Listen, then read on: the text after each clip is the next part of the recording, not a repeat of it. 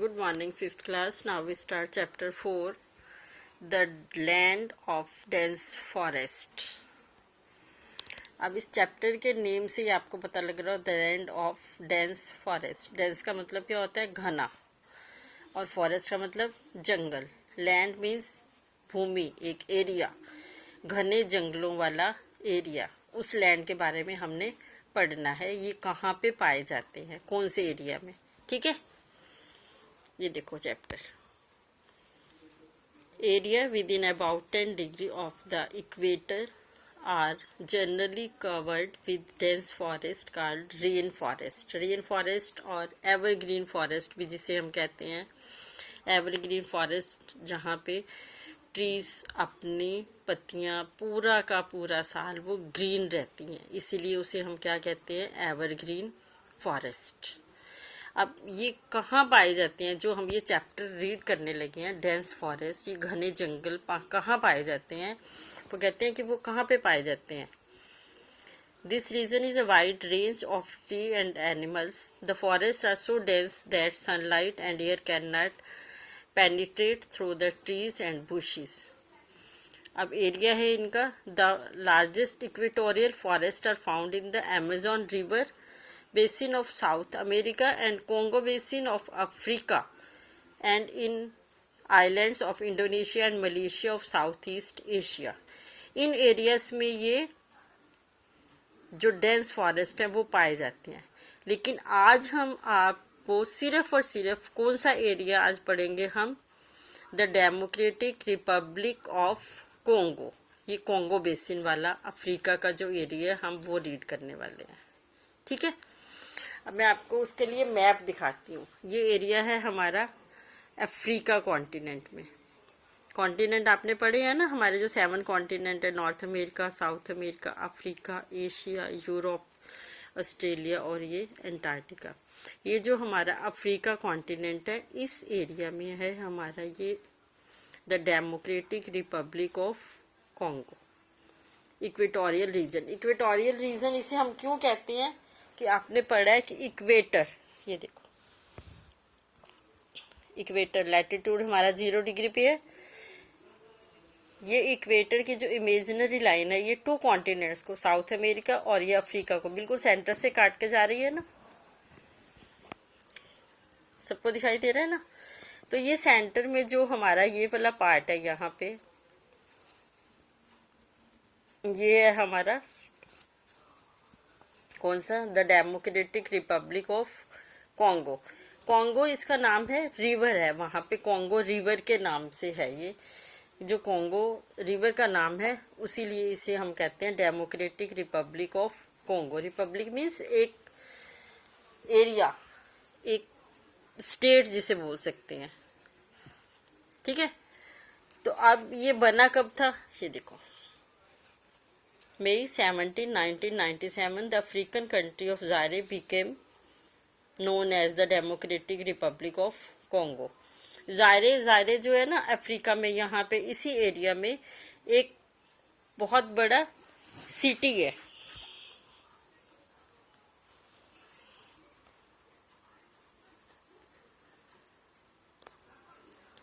ये देखो यहाँ पे कॉन्गो रिवर आपको दिखाई दे रही है.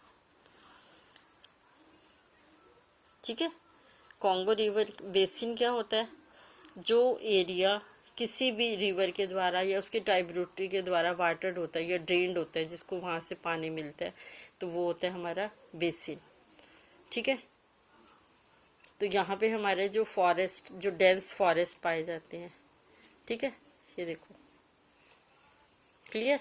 अब इस एरिया की, इसी स्टेट की, समझ लो इसको, इसकी कैपिटल का नाम क्या है? किनशासा. क्या नाम है इसका? किनशासा. आगे देखो, ये तो हो गया इसका, जब इसका नाम ये बना 1997, Democratic Republic of Congo. In 1971, the country and even the Congo River were named Zaire by former President Sese Seko Mobutu. मोबुतु, ये जो वहाँ का प्रेसिडेंट था। इन 1997 general Laurent Kabila took control of Zaire country.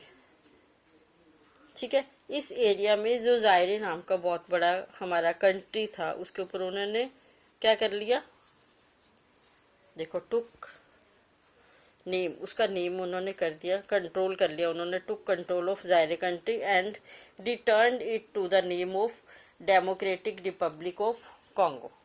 ठीक है, जब कोई वहाँ का हेड बन जाता है कोई भी, तो वो उसकी मर्जी होती है ना, उसने उसका नेम चेंज कर दिया। ठीक है, जायरे था नेम उसको, लेकिन उन्होंने क्या नेम दे दिया, डेमोक्रेटिक रिपब्लिक ऑफ कॉन्गो। ठीक है, it is one of the largest countries of Africa. Africa का ये बहुत बड़ा कंट्री है। ठीक है, टोटल उसका जो एरिया है इतने स्क्वायर किलोमीटर है आपके सामने। उसके बाद आ जाते हैं इस एरिया की क्लाइमेट कैसी है। क्लाइमेट कैसी है, इक्वेटोरियल क्लाइमेट का मतलब क्या होता है, यहाँ पे डेंस जो फॉरेस्ट भी पाए जाते हैं वो क्यों पाए जाते हैं, आपको पहले पीछे पढ़ा हुआ है आपने ये लैटिट्यूड्स के बारे में, कि जो एरिया इक्वेटर के पास होता है वहाँ पे बहुत ज़्यादा गर्मी होती है। वहाँ की क्लाइमेट कैसी होती है, hot and humid, hot and wet climate होती है। ठीक है, जल्दी से बारिश भी आ जाती है। ठीक है, सनलाइट खूब पड़ती है, sun here start shining brightly even in the morning. ठीक है ना, वहाँ पे बहुत ज़्यादा तेज़ धूप होती है, तो इसीलिए प्लांट्स को एकदम से गर्मी, एकदम से जो हवा ऊपर जाती है ठंडी हुई तो वेट हुई, कूल हुई, एकदम से बारिश आ गई। ठीक है, और सनलाइट भी उन्हें प्रॉपर मिलती है, तो इसीलिए वहाँ पे क्या हो जाती है, हमारे डेंस फॉरेस्ट, घने जंगल पाए जाते हैं। तो वेजिटेशन कैसी है वहाँ की, देखो, half of the land of Democratic Republic of Congo is covered with the thick evergreen equatorial forest, है ना। इक्वेटोरियल फॉरेस्ट मैंने आपको बताया क्योंकि इक्वेटर के पास है, तो वहाँ पे डेंस फॉरेस्ट पाई जाती है। ठीक है ना, these trees of these forests do not shed their leaves, इसीलिए क्योंकि वो अपनी पत्तियां पूरा साल कभी भी नहीं गिराते, तो इसीलिए हम उन्हें क्या बोलते हैं, एवरग्रीन फॉरेस्ट। क्या बोलते हैं उन्हें, एवरग्रीन फॉरेस्ट। और मेन वहाँ पे इसको हम क्या कहते हैं, देखो, the democratic republic of Congo is often called heart of darkness. The important trees of this region, इस रीजन के इम्पॉर्टेंट जो ट्रीज है वो कौन कौन से है, mahogany, ebony, redwood, rosewood, vine, teak, ये सारे ट्रीज हैं। बहुत सारे घने जंगल है यहाँ पे, तो फिर यहाँ पे बहुत सारे ये पेड़ भी पाए जाते हैं, सॉलिड, जिनकी तने बहुत मोटे होते हैं। ठीक है, एनिमल लाइफ, एनिमल लाइफ कैसी है, एनिमल भी देखो वहाँ पे बहुत तरह के एनिमल पाए जाते हैं, बहुत सारे एनिमल्स हैं। ये देखो दिखाई दे रहे हैं, एक दूसरी बुक में मैं आपको और दिखाती हूँ। ये देखो, gorilla, chimpanzee, Orangutan, Bebun, Kuku, ओकैपी। ओकैपी एक डिफरेंट टाइप का जिराफ है, जैसे जिराफ आपने यहाँ देखा है ना, तो ये एक अलग तरह का ओकैपी कहते हैं इसे।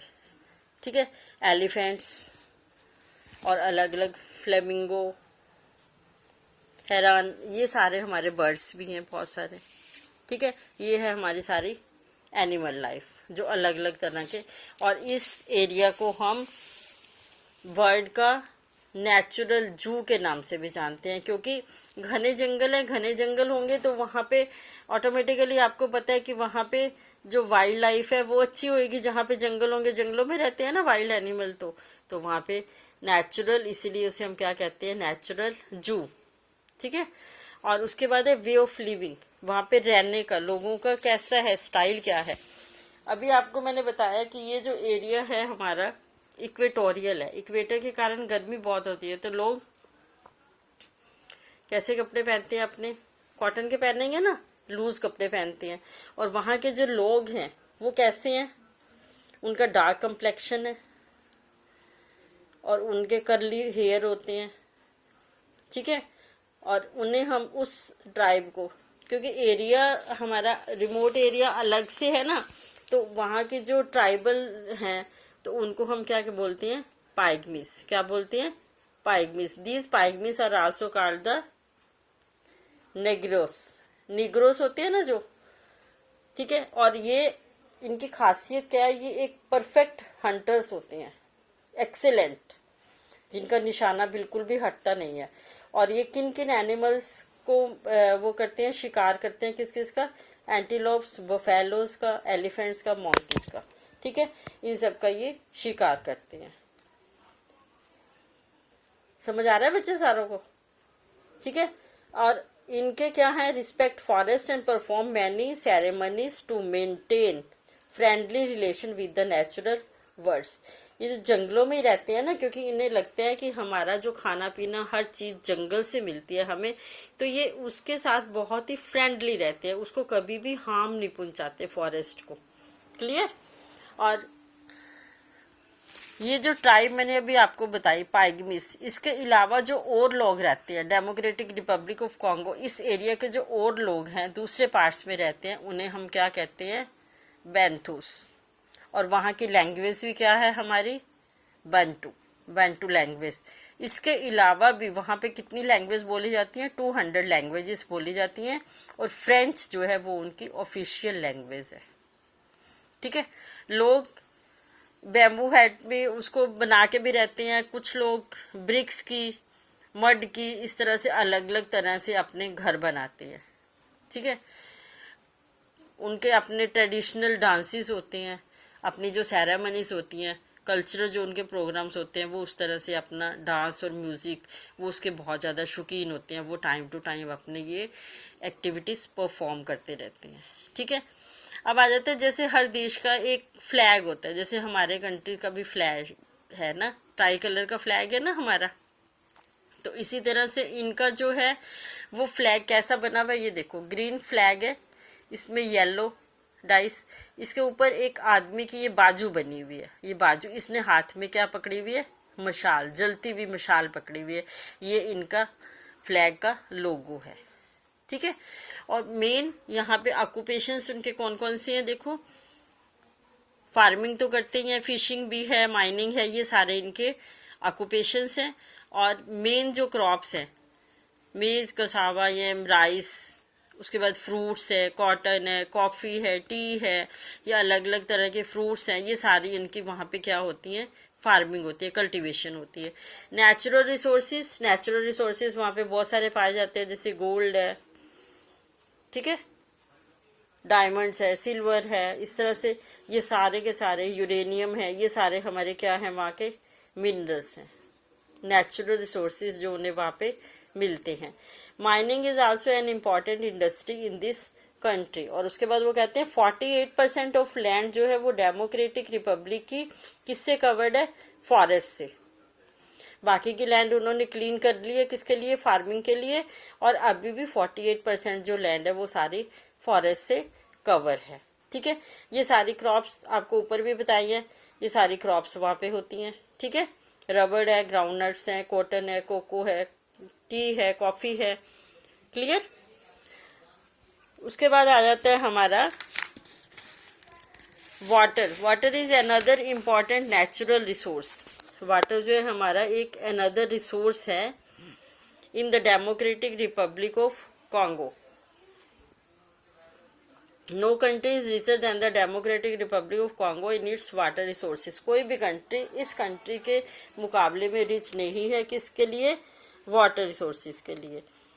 और फिर अगर वाटर रिसोर्सेज बहुत है तो वहाँ पे ऑटोमेटिकली डैम्स भी बने होंगे, डैम्स बने होंगे तो वहाँ पे हाइड्रो इलेक्ट्रिसिटी भी बहुत होती होगी।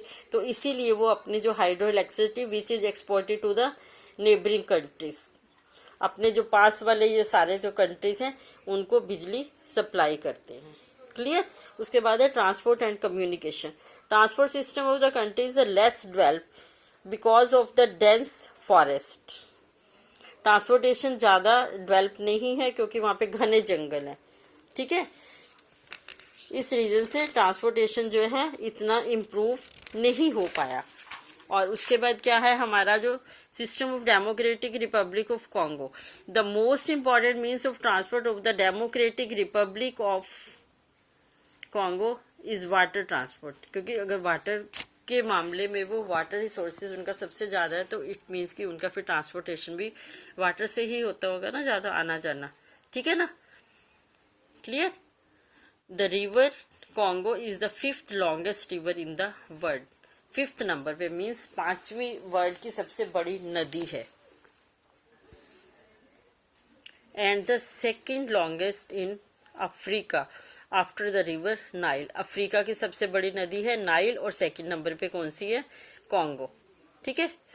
Hook cargoes travel through this river, Matadi, Matadi क्या है, वहाँ का सी पोर्ट, जहाँ से हम अपना सामान लोडिंग और अनलोडिंग का काम होता है ना, शिप्स आके रुकते भी हैं, जाते हैं वहाँ से।